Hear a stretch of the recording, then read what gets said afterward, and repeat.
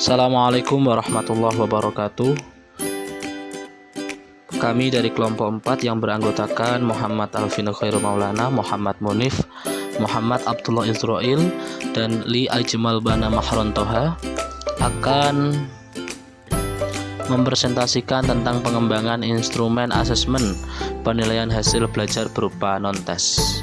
Baik, topik yang akan kita bahas adalah observasi, wawancara, skala sikaf, daftar cek, skala penilaian, angket studi kasus, catatan insidental, sosiometri, inventari kepribadian, dan teknik pemberian penghargaan peserta didik. Seperti halnya pengembangan instrumen tes, pengembangan instrumen non-tes juga memiliki langkah-langkah yang harus diikuti, yaitu menentukan spesifikasi instrumen, menulis instrumen, menentukan skala instrumen, menentukan sistem penskoran, menelaah instrumen, merakit instrumen, melakukan uji coba, menganalisis hasil uji coba, memperbaiki instrumen, melaksanakan pengukuran, dan menafsirkan hasil pengukuran.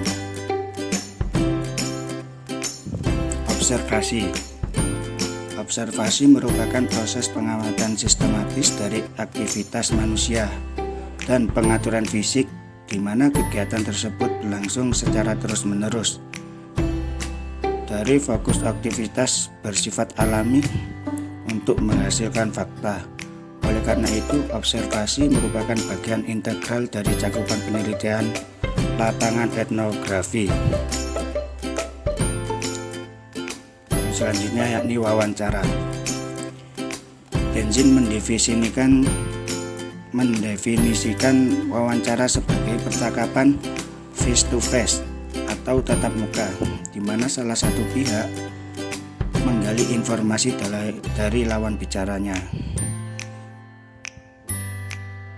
Menurut Black and Campion, wawancara adalah suatu komunikasi verbal dengan tujuan mendapatkan informasi dari salah satu pihak. Neumann menjabarkan langkah-langkah wawancara terdiri dari pembukaan, proses, dan penutup. Berikut penjelasan mengenai langkah-langkah tersebut. Dalam langkah pembukaan berisi mengenai tentang perkenalan dan penjelasan tujuan wawancara oleh interviewer kepada interview. Yang kedua, proses merupakan pelaksanaan wawancara di mana terjadi kegiatan tanya jawab antara interview dengan interview dengan tujuan memberikan dan menerima informasi selama pelaksanaan wawancara. Interviewer perlu melakukan probing atau penyelidikan untuk memperjelas makna jawaban yang diberikan oleh interviewer. Mencatat hasil wawancara juga perlu dilakukan oleh interviewer karena daya ingat yang terbatas sehingga tidak mungkin mengingat seluruh isi pembicaraan dengan interview. Yang ketiga yakni penutup. Wawancara yang ideal dilakukan jika interviewer menyimpulkan isi wawancara dan kemudian mengucapkan terima kasih kepada interviewer. Berdasarkan uraian di atas, maka dapat disimpulkan bahwa ada 3 langkah inti dalam wawancara, yaitu pembukaan, proses, dan penutup. Yang selanjutnya yakni skala sikap. Jali dan Muljono menuliskan bahwa skala sikap adalah skala yang dapat digunakan untuk mengukur sikap, pendapat, dan persepsi seseorang atau sekelompok orang tentang suatu gejala atau fenomena pendidikan. Bentuk pertanyaan yang menggunakan skala Likert adalah pertanyaan positif dan pernyataan negatif. Jali dan Mulyono melanjutkan penskoran pada skala Likert terdiri dari 1. Untuk pernyataan positif diberi skor 5, 4, 3, 2, 1, dan untuk pernyataan negatif diberi skor 1, 2, 3, 4, 5. Baik, topik pembahasan selanjutnya yakni daftar cek. Penilaian unjuk kerja atau pembelajaran dapat dilakukan dengan menggunakan daftar cek, baik atau tidak baiknya. Dengan menggunakan daftar cek, peserta didik mendapat nilai bila kriteria penguasaan kompetensi tertentu dapat diamati oleh penilai. Jika tidak dapat diamati, peserta didik tidak memperoleh nilai. Contoh penilaian. Baik, mendapat skor 1. Adapun tidak baik, mendapatkan skor 0. Kriteria penilaian dapat juga dilakukan sebagai berikut. Skor maksimum akan mendapatkan nilai 5. Skor yang dicapai ialah jumlah skor setiap aspek. Nilai sama dengan yakni skor yang dicapai atau skor maksimum dikalikan 10. Penentuan kriteria. Skor 4-5 dapat ditetapkan sebagai kompeten. Skor 3-4 dapat ditetapkan nilainya cukup kompeten. Adapun skor 1-2 dapat ditetapkan tidak kompeten. Topik pembahasan selanjutnya yakni skala penilaian. Penilaian unjuk kerja atau pembelajaran yang menggunakan skala penilaian memungkinkan penilai memberi nilai tengah terhadap penguasaan kompetensi tertentu. Karena pemberian nilai secara kontinum di mana pilihan kategori nilai lebih dari 2. Skala penilaian terentang dari tidak sempurna sampai sangat sempurna. Untuk memperkecil faktor subjektivitas, perlu dilakukan penilaian oleh lebih dari satu orang agar hasil penilaian lebih akurat dan objektif. Agar para penilai memiliki frame yang sama, maka perlu dibuat rubrik penilaiannya. Rubrik penilaian dapat berupa generik dan juga spesifik. Untuk pembahasan selanjutnya yakni angket.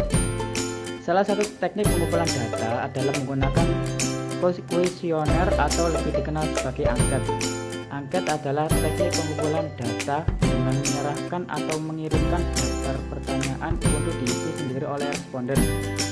Secara umum, isi dari angket dapat berupa 1. Pertanyaan tentang fakta. 2. Fakta yang dimaksud di sini adalah sesuatu yang berhubungan dengan responden seperti halnya umur, pendidikan, agama. Informasi yang diketahui oleh responden juga dikategorikan dalam fakta. Yang ketiga, pertanyaan tentang pendapat menyangkut perasaan dan sikap responden tentang sesuatu.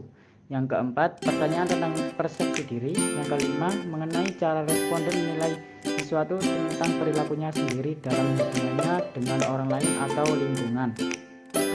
Studi kasus. Definisi studi kasus menurut Robert Kayin adalah proses pencarian pengetahuan guna menyelidik dan memeriksa fenomena yang terjadi dalam kehidupan nyata. Studi kasus bila digunakan saat fenomena dan kehidupan nyata memiliki batas yang samar atau tidak jelas. Studi kasus juga memiliki berbagai sumber yang dijadikan sebagai alat pencarian dan bukti. Tujuan penelitian studi kasus. Tujuan umum 1. Menggambarkan kondisi individu. Penelitian ini mencoba memperlihatkan secara detail terkait kondisi yang dialami oleh individu dengan statusnya sebagai subjek penelitian. Individu ini bisa berupa perorangan, bisnis, organisasi, lembaga tertentu, dan yang lainnya. 2. Melakukan identifikasi masalah utama pada kasus penelitian, mampu melakukan identifikasi dalam berbagai masalah dan menentukan masalah yang menjadi masalah utama dari suatu kasus menggunakan metode ini. 3. Melakukan analisis kasus menggunakan konsep teoritis dan teori yang digunakan untuk identifikasi berbagai masalah dan menentukan masalah yang terjadi yang menjadi masalah utama dari suatu kasus tersebut atau yang sedang diteliti. 4. Analisis kasus menggunakan konsep teoritis merupakan teori yang masih relevan dari bidang disiplin ilmu tertentu, sehingga penggunaannya diperlukan dalam meneliti suatu individu dengan masalah yang sedang dialami. 5. Memberi rekomendasi terkait tindakan yang bisa menjadi penyelesaian diri suatu kasus, atau dapat dikatakan peneliti mampu merekomendasikan solusi dari masalah dan penyebab yang membuat muncul masalah tersebut. Tujuan spesifik. Di bidang psikologi, sebagai informasi yang lebih mendalam terkait segala sesuatu yang berhubungan dengan otak manusia, termasuk perilaku dan pemikiran secara kognitif. Bidang sosiologi untuk mendapat informasi mendalam, namun tidak memperhatikan perilaku maupun interaksi yang terjadi di dalam atau antara suatu organisasi, bisa komunitas atau kelompok. Melakukan eksperimen seperti halnya sejumlah teori yang mampu menghasilkan teori baru. Para ilmuwan memiliki kesempatan mengembangkan hipotesis dan melakukan penelitian studi kasus. Catatan insidental. Catatan insidental adalah catatan singkat tentang peristiwa sepintas yang dialami peserta didik secara perseorangan. Catatan ini merupakan pelengkap dalam rangka penilaian guru terhadap peserta didiknya, terutama yang berkenaan dengan tingkah laku peserta didik. Catatan ini dapat dibuat di buku khusus atau pada kartu-kartu kecil sehingga memudahkan dalam penafsiran.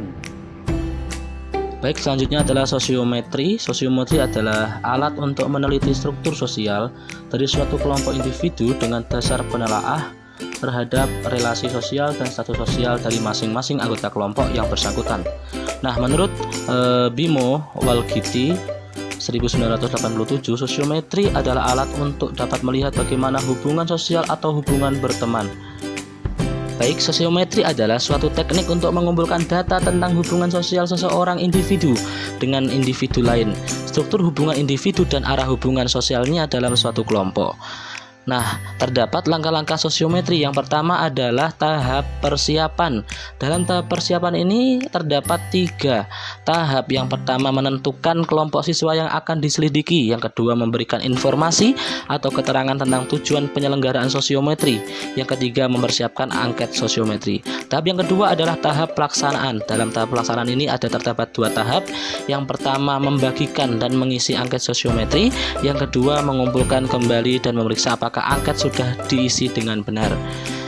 Tahap yang ketiga adalah pengolahan, memeriksa hasil angket, dan yang kedua mengolah data sosiometri dengan cara menganalisis indeks, menyusun tabel tabulasi, membuat sosiogram.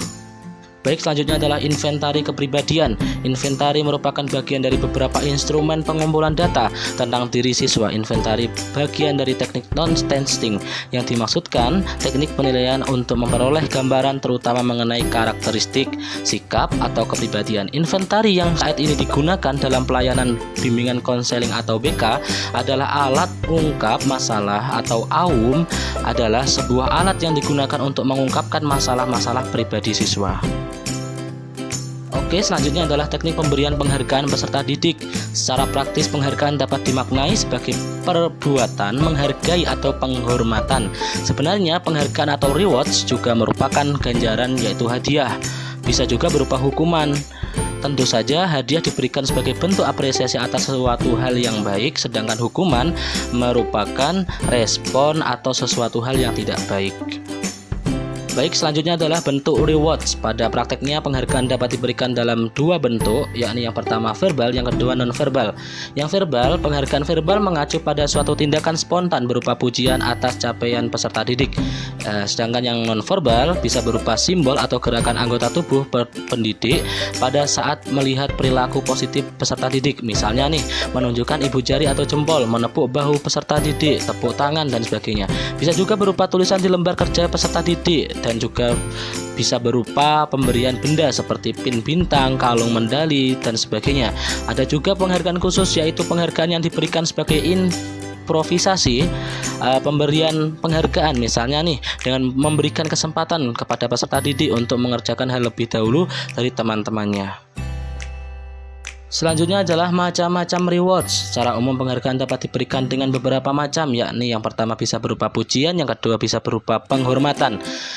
Pujian, kita tahu pujian merupakan tindakan pengungkapan persetujuan atau kekaguman. Pujian dapat meningkatkan harga diri, kemandirian, minat belajar, dan prestasi belajar peserta didik.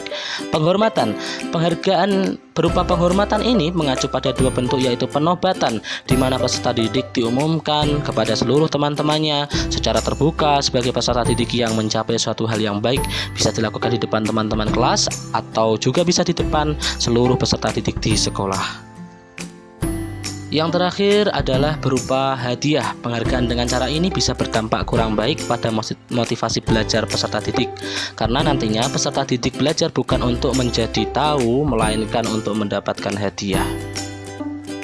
Baik, demikian pemaparan materi dari kelompok kami. Kurang lebihnya kami mohon maaf. Wallahul muwaffiq ila aqwamit thoriq. Assalamualaikum warahmatullahi wabarakatuh.